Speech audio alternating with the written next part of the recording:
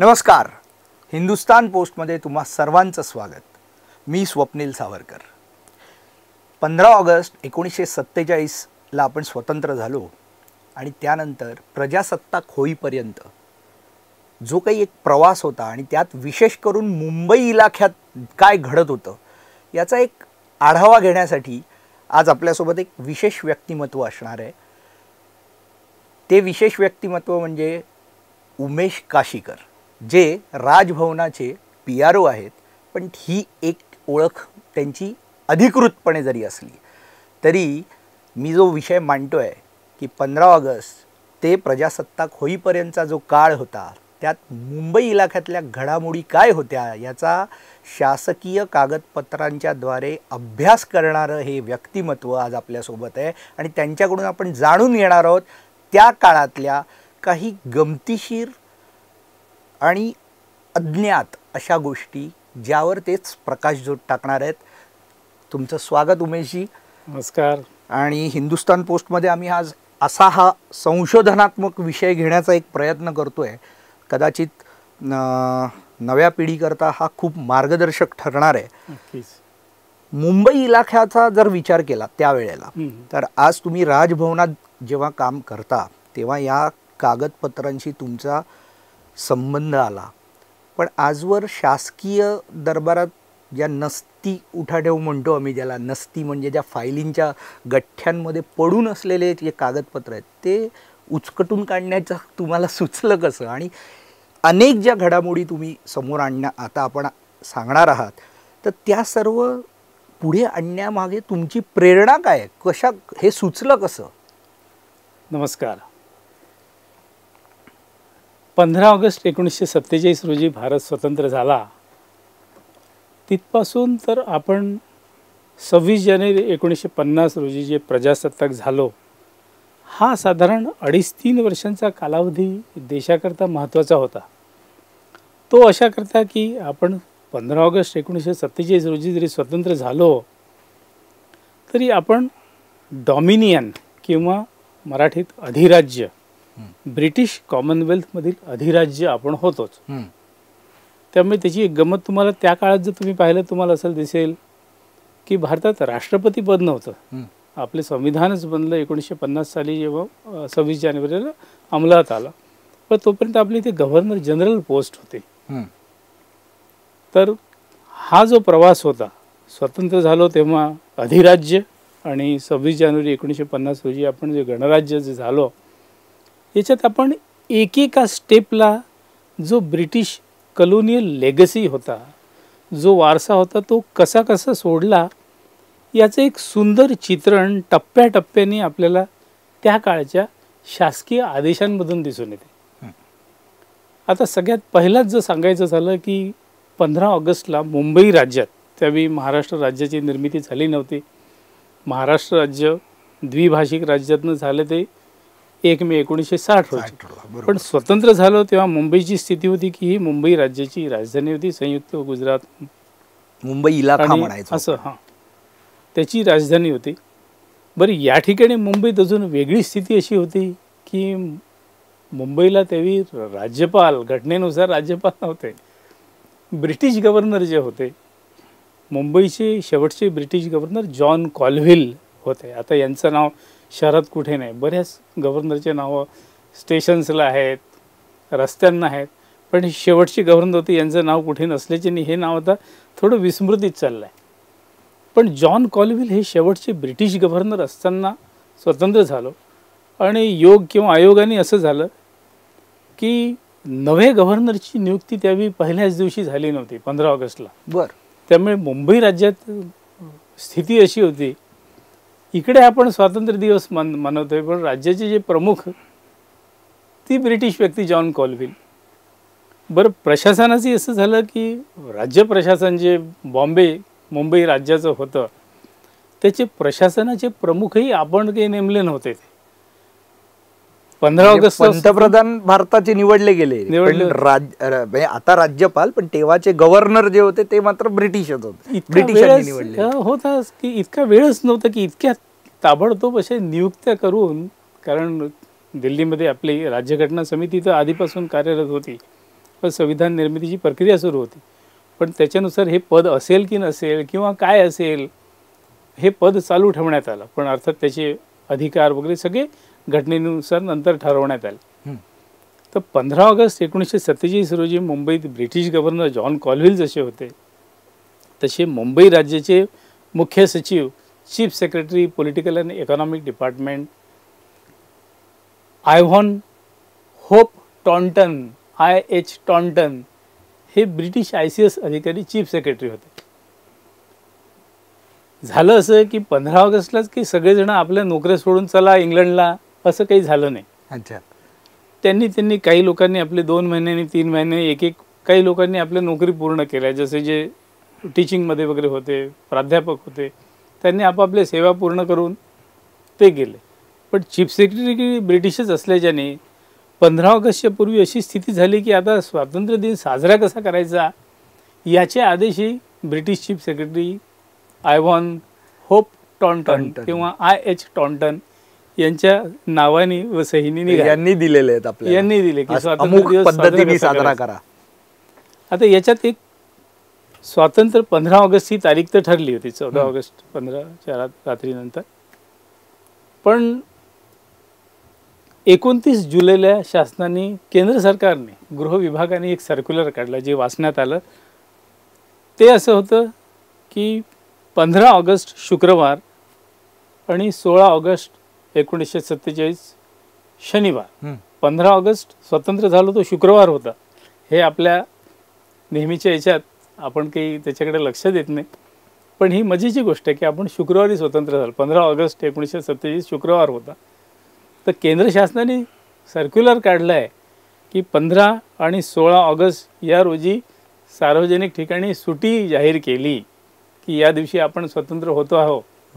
हे 29 जुलैचं सर्क्युलर आहे, ज्याच्यानुसार केंद्र शासनाने जाहीर केलं की या स्वातंत्र्य दिनाची या 2 दिवस सुट्ट्या असतील. आता याच्यानंतर हे तर केंद्राचं सर्क्युलर होतं. थोडक्यात लांब विकेंडची कन्सेप्ट तेव्हापासून सुरू झाली आहे. विकेंड किंवा तो किती मोठा आनंद असला पाहिजे तो आपण फक्त कल्पना करू शकतो. पण ज्यांनी प्रत्यक्षात ही राजवट सोडून आपण आज ज्याचं महात्मा गांधी, लोकमान्य टिळक सर्व आपल्या थोर नेत्यांनी स्वप्न पाहिलं होतं, तो दिवस पाहायचं भाग्य या सगळ्या लोकांना होतं.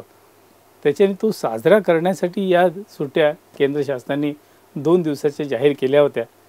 तर हे 29 जुलैला सर्क्युलर निघालं.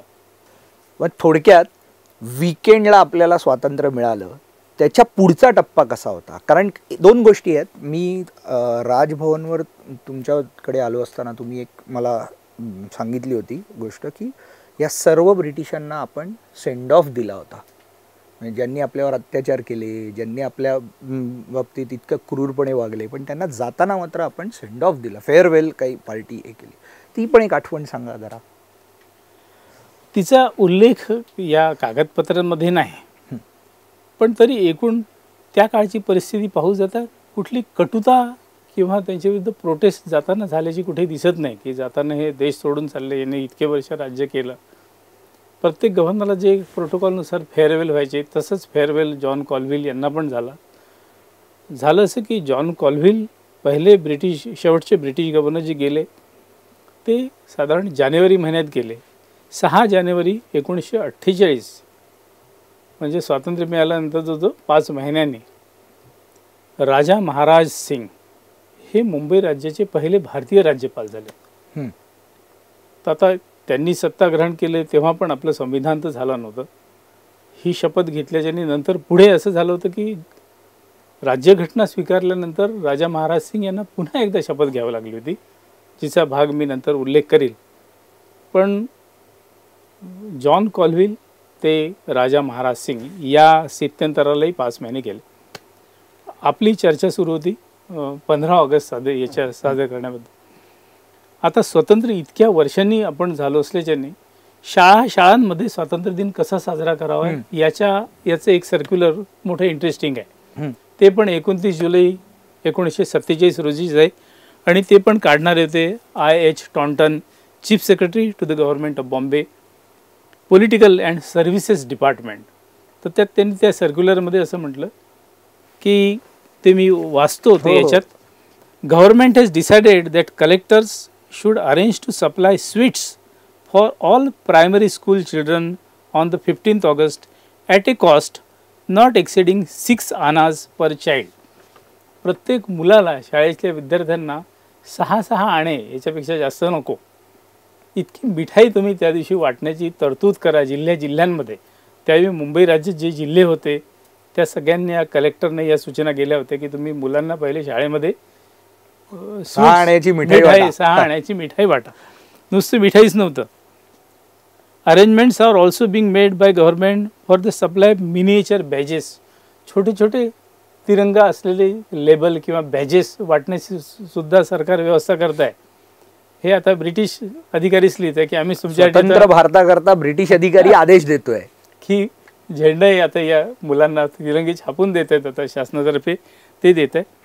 आणि काही ट्री प्लांटेशन हे सुद्धा त्यांनी काही ठिकाणी वृक्षारोपण सुद्धा करा अशा पण सूचना त्यांनी त्या ठिकाणी एका त्या आदेशाद्वारे दिल्या. हे झालं शाळा आणि ह्याच्याकरता. पुढे काय इतर नागरिकांकरता काही आणखीन हे होते?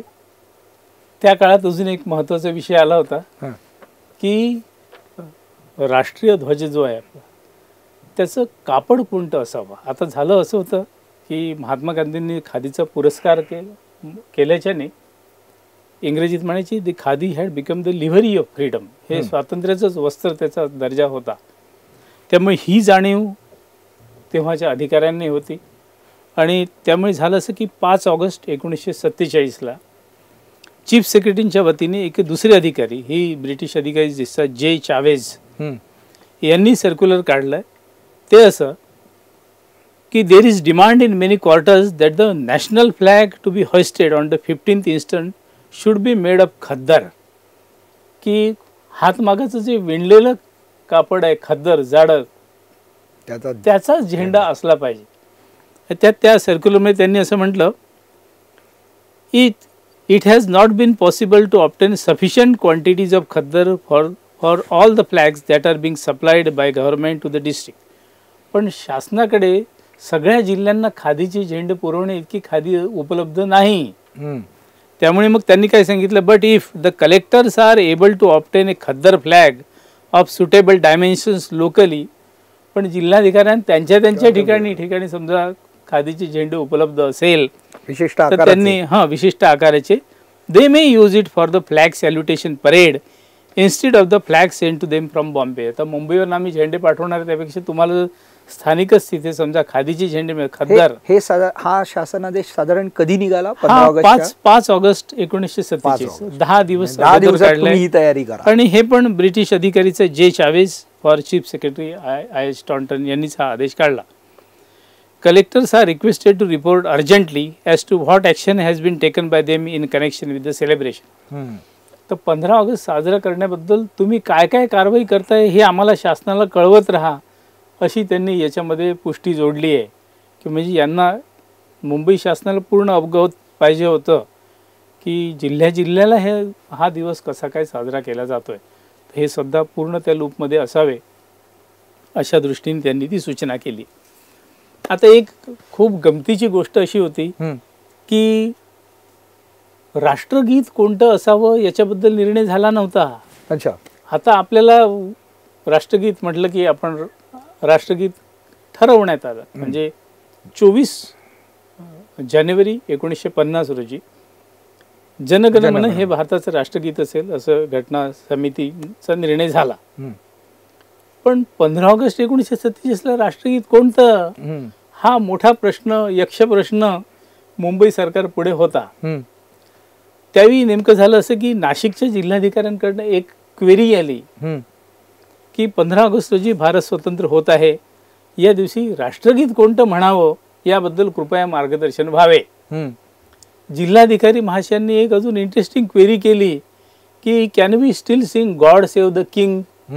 की आता राष्ट्रगीत काही माहिती नसल्याच्याने आम्ही पूर्वीचं जे होतं की आमचा राजा दीर्घायू हो गॉड सेव्ह द किंग हे म्हणावं का. तर त्यांच्यावर लगेचच जे सर्क्युलर शासनाकडनं गेलं आणि ते सुदैवाने ब्रिटिश अधिकाऱ्याकडनंच गेलं जे Chavez for chief secretary I Staunton. ते सेलिब्रेशन अगदी 2 ओळीचाच जो आदेश आहे एक्सप्रेस लेटर म्हणून सगळ्या जिल्ह्यांना हे पत्र पाठवलं गेलं आहे. Hmm. Celebration of Independence Day. त्याच्यात स्पेसिफिकली याचा राष्ट्रगीताचा उल्लेख त्यांनी असं केला. In connection with the celebrations of Independence Day all collectors are inform that God Save the King should not be played or sung on the 15th August. आतापासून आमचं गाणं जे आहे गॉड सेव्ह द किंग म्हणायचं नाही. मग and that आता हे त्यांनी नकारात्मक त्यांनी परमिशन कशी दिली बरं. That there will be no objection to Vande Mataram being played or sung if so desired. तर जिल्ह्यांची इच्छा असेल तर तुम्ही वंदे मातरम म्हणायला आमचा आक्षेप नाही. हा मोठा आक्षेप त्यांनी विड्रॉ केला, कारण वंदे मातरमलाच तर मोठा आक्षेप होता त्यांचा. यांनी स्वतःच आदेशाद्वारे तो विड्रॉ केला आहे की आजपासून तुम्ही आमचं गाणं म्हणू नका राष्ट्रगीत. कारण राष्ट्रगीत नेमकं दिल्लीवरनं ठरायचं आहे, कारण आम्हालाही काही सूचना नाही दिल्लीकडनं. Orders regarding the new national anthem will issue in due course. म्हणजे नवं राष्ट्रगीत आहे त्याच्याबद्दल आदेश आम्ही स्वतंत्रपणे निर्गमित करू, कारण यांच्या हाती काही नव्हतं मुंबई सरकारच्या. तिथं दिल्लीवरनं जे येईल ते आम्ही करू, पण तुर्तास तुम्ही वंदे मातरम म्हणा. पहिली 3 वर्ष मुंबई इलाक्यात तरी वंदे मातरम हे राष्ट्रगीत होतं. मुंबई इलाक्यातच कशाला, माझ्या मते ते सगळीकडेच असलं पाहिजे की वंदे मातरम हे राष्ट्रगीत म्हणून त्यावेळी गायला गेलं असावं. पत्रव्यवहार हा पण हा व्यवहार आहे त्या अर्थी जिल्ह्यांमध्ये वंदे मातरम गायला गेलं हे तर या आदेशावरनं दिसते, कारण तो शासकीय आदेश आहे आणि मुख्य सचिवांच्या सहीनीच तो निघाला होता. त्यावेळी इंटरेस्टिंग बॉम्बे कॅसल जे शासकीय आदेश निघायचे ते बॉम्बे कॅसलवरनं निघायचे. म्हणजे जे सेक्रेटरिएट होतं एशियाटिक सोसायटीच्या जवळचं जे ते सचिवालय म्हणून. बॉम्बे कॅसल हे गव्हर्नर निवासस्थान म्हणून खूप आधीच बंद झालं होतं, साधारण 1771च्या तेवढ्यातच ते बंद झालं होतं.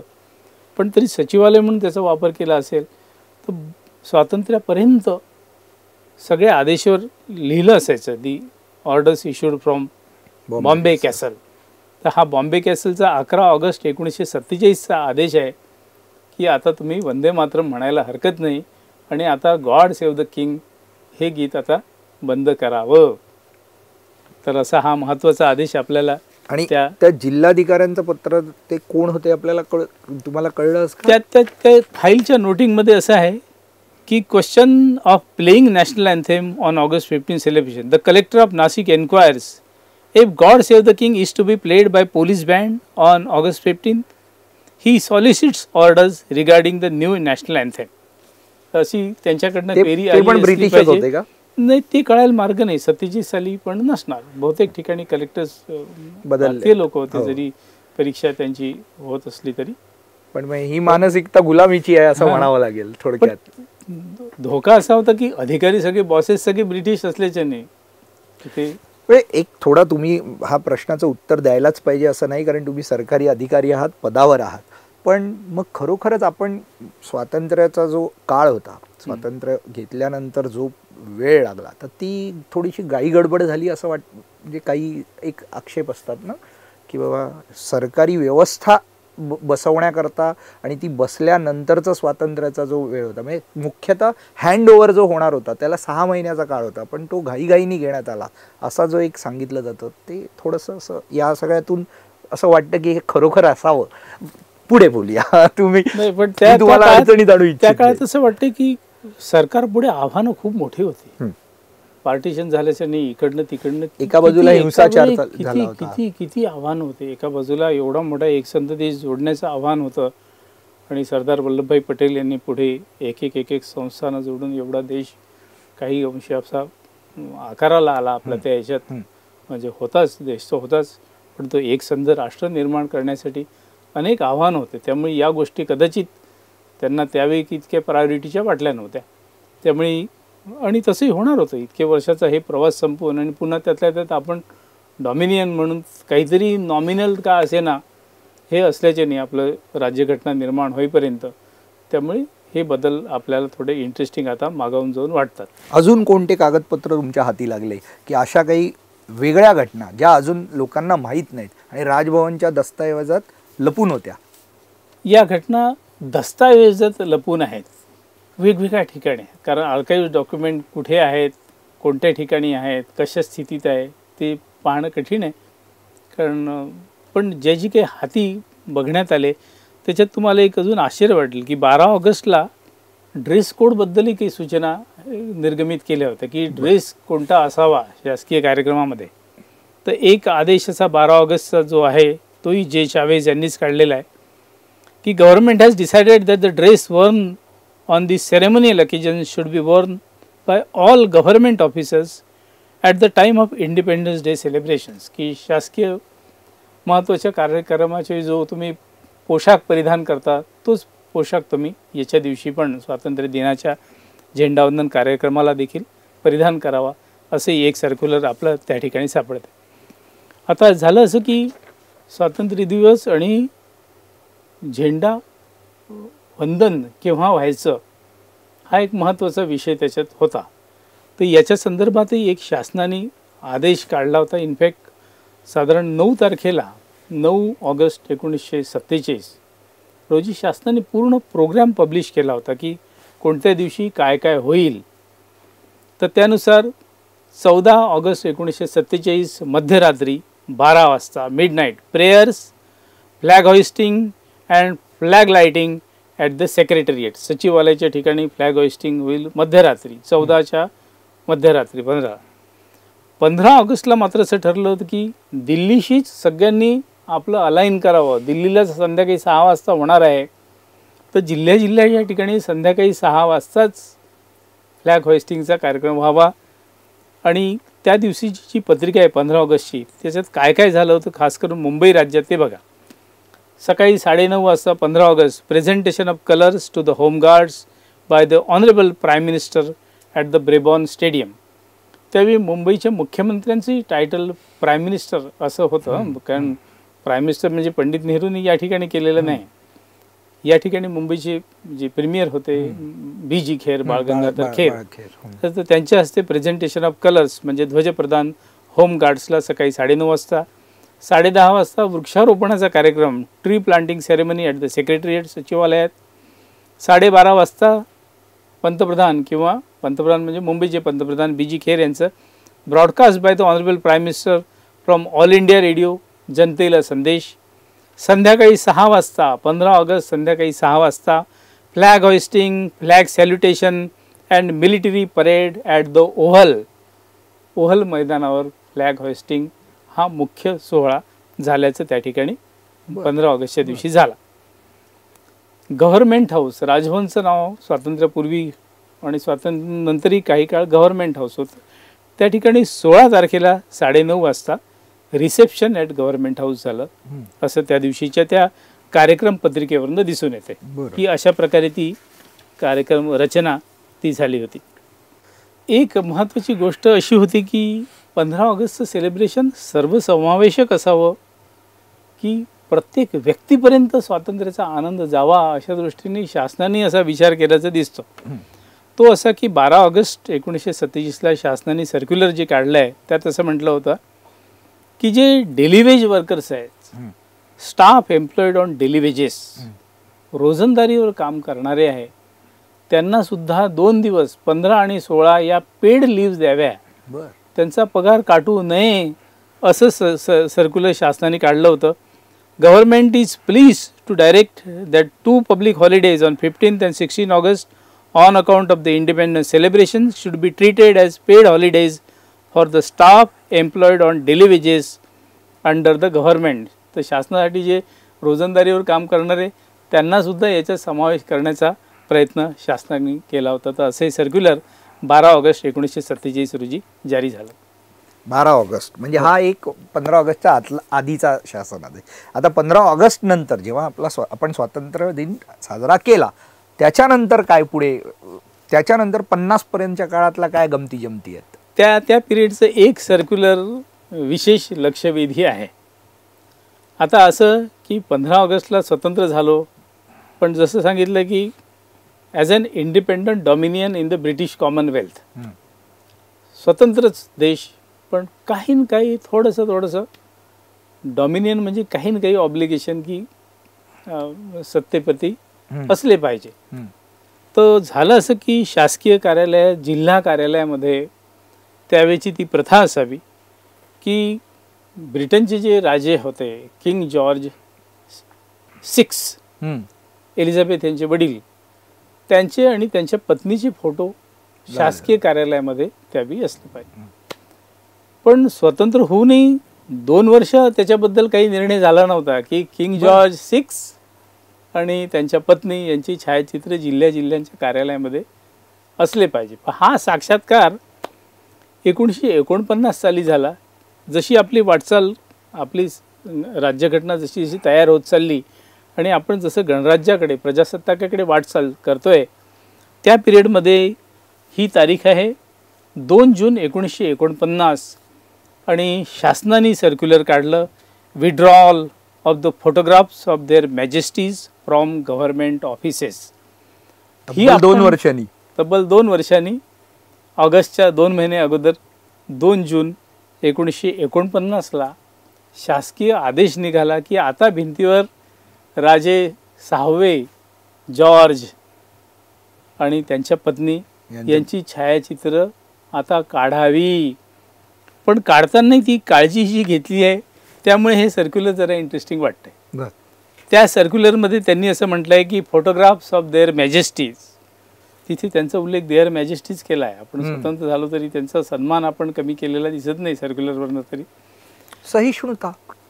The photographs of their majesties the king and queen should be carried unostentatiously to a remote place where the frames and glasses should be removed. राजे जॉर्ज 6वे जॉर्ज आणि त्यांच्या पत्नी यांची जी भिंतीवर असलेली छायाचित्रे आहे ती आता दूर घेऊन जावी. त्यांची फ्रेम किंवा त्याची काच तोडू न देता अलगद ती फोटो काढून ठेवावी. आता काय करायचं, त्यांनी फोटोची विटंबना किंवा मानहानी न करता पूर्ण काळजी घेऊन केलेलं आहे. या सर्क्युलरमध्ये दुसरी ओळ अशी आहे, the frames and glasses which may remain intact. Frame आणि ग्लासेस ही इंटॅक्ट ठेवा, ते तुटू देऊ नका. And neat and tidy should be use for framing Mahatma Gandhi's photograph as far as possible. याच फ्रेम वापरून तुम्ही त्या फ्रेम आणि काचेमध्ये महात्मा गांधींची छायाचित्रे लावावी, असा आदेश या शासकीय आदेशात म्हटलेला आहे. हा आदेश कोणाच्या सहीने? हा आदेश government of Bombay political and services department resolution 1997/46 Bombay castle 2 जून 1946. तर या आदेशाने त्यांनी म्हटलं, आणि the frames and glasses which are not useful for Mahatma Gandhi's photograph should be sold by auction. ज्या फ्रेम्स काही वापरण्याजोग्या नसतील त्या तुम्ही लिलावाने विका. चौथी सूचना महत्त्वाची आहे, the actual material on which the photographs or portraits of king and queen are photographed or portrayed should be stored in a safe place where there is no inflammable material near by. राजे George 6वे आणि त्यांच्या पत्नी यांची छायाचित्र दूर पण सुरक्षित ठिकाणी ठेवा, जिथे आसपास त्याला काही आगीची आस वगैरे लागणार नाही.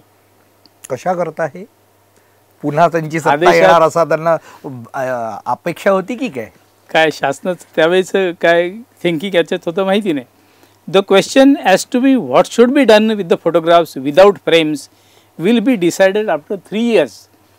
जॉर्ज 6 आणि त्यांच्या पत्नी यांचे छायाचित्र जे आता आपण काढून ठेवले आहेत त्यांचं काय करायचं याचा निर्णय आम्ही 3 वर्षांनी घेऊ, तोपर्यंत यांना तसेच ठेवा, अशी सूचना या सर्क्युलरमध्ये केली. आधीच 2 वर्ष ते आपल्या स्वातंत्र्यानंतरही 2 वर्ष भिंतीवर होते, त्याच्यानंतर 3 वर्ष ते सुरक्षित ठिकाणी होते. ठीक आहे, पण हे कागद या शासन आदेशामुळे ही माहिती समोर येते. ही बहुतांशी लोकांना माहिती नाही की आपण स्वतंत्र तर झालो पण तरीही आपल्या डोक्यावर 2 वर्ष आपण राजा मिरवत होतो आणि त्याच्यानंतर 3 वर्ष त्याला सेफ याच्यात ठेवून दिलं होतं. पण ते गोडाऊन मध्येच असतील ते. अर्थात आता महात्मा गांधींची फोटोग्राफ कोणते वापरावे याचे त्याच्यात निर्देश केले की महात्मा गांधींचा जो काही मिळतो तो फोटोग्राफ नाही.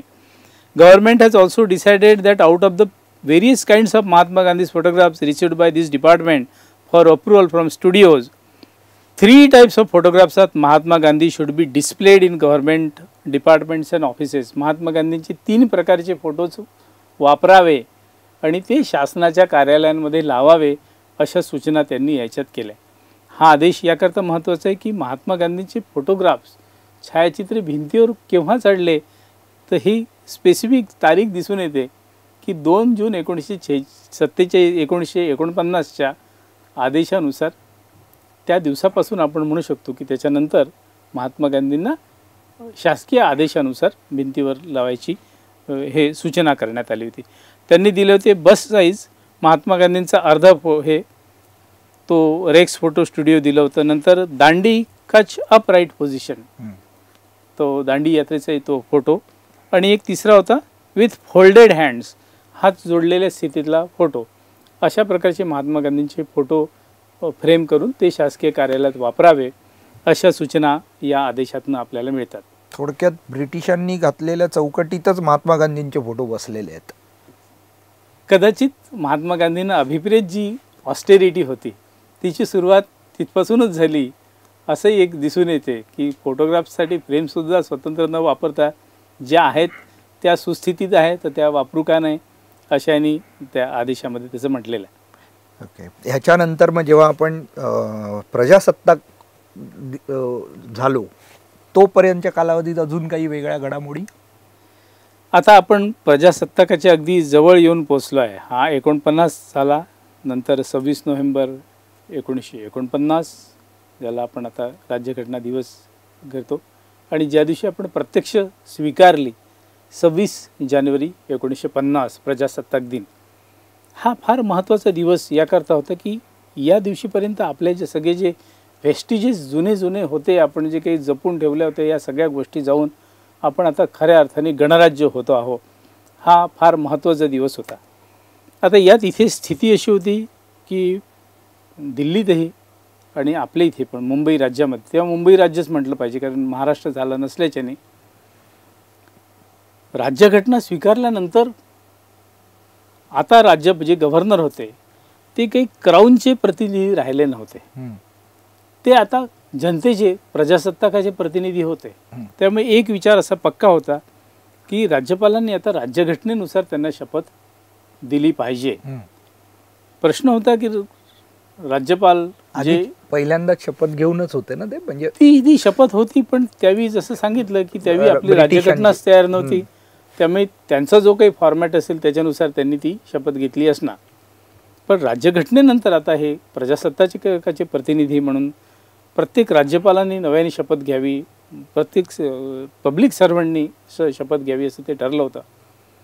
पण द्यावी कोणी हा विषय ठरण्यासाठी केंद्र सरकारने एक आदेश असा होता, कॉन्स्टिट्यूशन रिमूव्हल ऑफ डिफिकल्टीज, हा 7 जानेवारी 1950 रोजी आदेश काढला.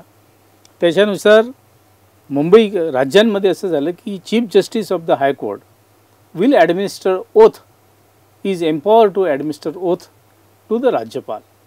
तर जे मुख्य न्यायमूर्ती असतील राज्याच्या मुख्य न्यायालयाचे ते राज्यपालांना राज्यघटनेनुसार शपथ देतील असं ठरलं.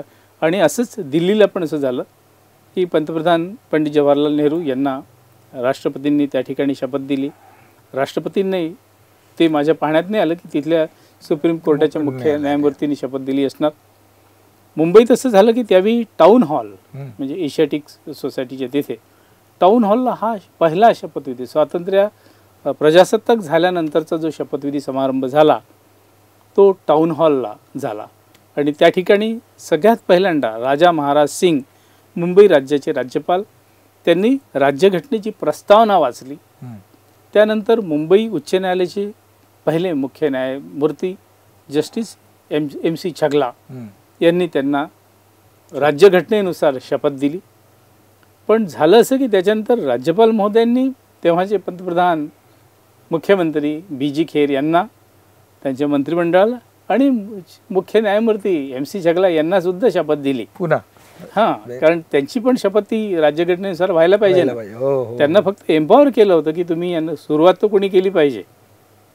अशा प्रकारे हा शपथविधी समारंभ राज्यघटनेनुसार मुंबईच्या राज्याच्या राज्यपालांचा राजा महाराज सिंग यांचा एशियाटिक सोसायटीच्या तिथे टाऊन हॉल इथे 26 जानेवारीला 1950 रोजी झाला. आणि आपला हा अधिराज्य ते गणराज्य हा प्रवास 26 जानेवारीला समाप्त झाला. शासकीय आदेश जनरली आपल्याला असं वाटतं की काही निरस गोष्ट असेल, पण ती किती महत्त्वाच्या गोष्टी धरून ठेवल्या असतात. या शासनाच्या आदेशामुळे आपल्याला कळतं की आपला हा 3 वर्षांच्या प्रवासात आपण अधिराज्य ते गणराज्य हा प्रवास कसा केला आहे, एक एक खुणा सोडत सोडत कसं खऱ्या अर्थाने जनतेचं लोकराज्य असं निर्माण झालं. अजूनही आपण सोडतोच आहोत अनेक गोष्टी. अजून आपण आत्ता कायदे सोडलेत, ही प्रक्रिया चालूच राहणार आहे. अजून पूर्णपणे स्वातंत्र्य म्हणजे थोडक्यात असं म्हणायला हरकत नाही की अजून पूर्ण स्वातंत्र्य आपण मिळवलेलं नाहीये. पूर्ण स्वातंत्र्य अर्थात मिळालेलं आहे. आता आपले कायदे आपण तयार करतोय. आपण आपलेच लोक, आपले भाग्यविधाते आता हे आहेत. त्यामुळे हा प्रवास स्वातंत्र्याचा जसा महत्त्वाचा आहे तसाच गणराज्यापर्यंतचा प्रवासही खूप महत्त्वाचा आहे. आणि हा नव्या पिढीने पाहावा, अभ्यासावा, कारण बऱ्याच गोष्टी अजून काही प्रकाशात आलेल्या नाहीत. पण या 3 वर्षांच्या प्रवासामध्ये बऱ्याच गोष्टी या आपल्या याच्यापासून आता आपण 78 वर्ष दूर आलो आहे, त्यामुळे तिकडे पाहायला आता कोणाला वेळ नाही, पण तो पाहिला तर अनेक गोष्टी आपल्याला दिसून येतील असं वाटतंय. अगदी खूप खूप धन्यवाद उमेशजी. तुमच्याकडे अजून असे काही नवीन शोध लागले, कागदपत्र सापडली, कारण तुम्ही अजूनही हा संशोधनाची वृत्ती तुमच्यात जी बळावली आहे ती या राजभवनात काम करता करता तुम्ही हे सगळं तुमचा कार्यभार सांभाळून हे सगळं करत असता. तुम्हाला आणखीन काही कागदपत्र मिळाले तर जरूर आपण लोकांसमोर आणूयात आणि या सगळ्या आठवणींना पुन्हा एकदा उजाळा हा आपण स्वातंत्र्य दिनाच्या निमित्ताने केला, पण असे काही डॉक्युमेंट्स, असे काही कागद तुम्हाला सापडले तर नक्की आम्हाला कळवा. आपण लोकांपुढे मांडू आणि लोकांना ही नवी अज्ञात, म्हणजे जुनीच आहे पण अज्ञात अशी माहिती नव्या स्वरूपात देण्याचा प्रयत्न करूया. खूप खूप धन्यवाद. नमस्कार. थोडक्यात 47चं स्वातंत्र्य आणि 50पर्यंतचा प्रजासत्ताक होईपर्यंतचा प्रवास, या 3 वर्षात ज्या काही अनाकलनीय काही घटना ज्या घडल्या होत्या त्याचा एक धावता आढावा आपण या उमेशजींनी सादर केलेल्या आणि संशोधित केलेल्या कागदपत्रातून मिळवण्याचा प्रयत्न केला आहे. स्वातंत्र्य अनेकांच्या रक्तानी आणि बलिदानाने मिळालेलं आहे. आज आपण स्वातंत्र्य कसं जपतो याला फार महत्त्व आहे. जुन्या आठवणी आज या निमित्ताने आपल्या भविष्यात आपण कसं वागायचं आहे आणि कसं पुढे जायचं आहे याकरता मार्गदर्शक ठरणार आहेत. आणि तेव्हा या जुन्या आठवणींमधून आपण चांगले ते पॉझिटिव्ह वाइब्स, चांगल्या गोष्टी समोर घेऊन पुढे जाण्याचा प्रयत्न करूया. खूप खूप धन्यवाद.